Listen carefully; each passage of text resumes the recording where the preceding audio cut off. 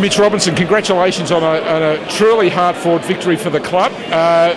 You must be absolutely stoked that you go into the bye now, having got over the line in a great gutsy performance like that. Yeah, well, I think there's going to be a few sore bodies after this game because Kerno went down early, so we didn't have many rotations. So put our head over the ball, got the rewards, and come away with 4 points and have a good break, I reckon.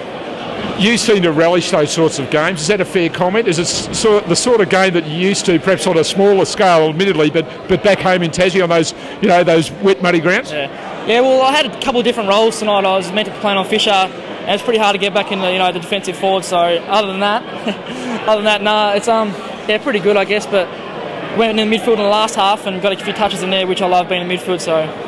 There was a moment, I suppose, midway through the third quarter where it looked as though the team was really going to blow St Kilda apart. Unfortunately, that wasn't the case, and yet the team still found a way to win.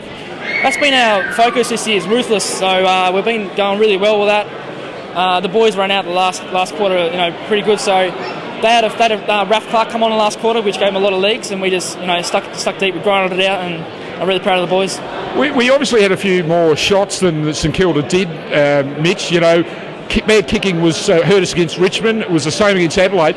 To what extent do the players actually work on their kicking and training?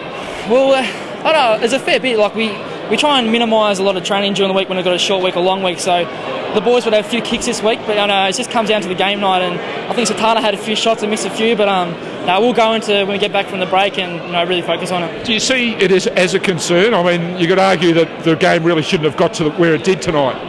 Well, we definitely, every stat that we had, we beat them in contested possessions and clearances and all that kind of stuff inside 50, so it shouldn't have been that close, but it is a little bit of a concern, but we'll work on it like we do every other deficiency. And in saying that, to win the way you did, really, when the whips were cracking and to fight it out and get a result, it must really bring a maturity to the group that perhaps wasn't there, before. Well, the boys had a massive pre-season, and we come out this year, with a new trademark. We're sticking to it, and it's getting us over the line. So, we've just got to keep digging deep, and these are the final kind of games that we need to win some finals. So these are games that we're going to take into that. And do you believe that you've probably beaten Sydney and St Kilda with their own game? Yeah, we have. Sydney was a muddy day, and they're known for the tackling, contested possessions. We beat them in that. I'm pretty sure we beat them in tackles tonight. So we're just going to keep sticking to our targets, and we'll just keep winning games. So.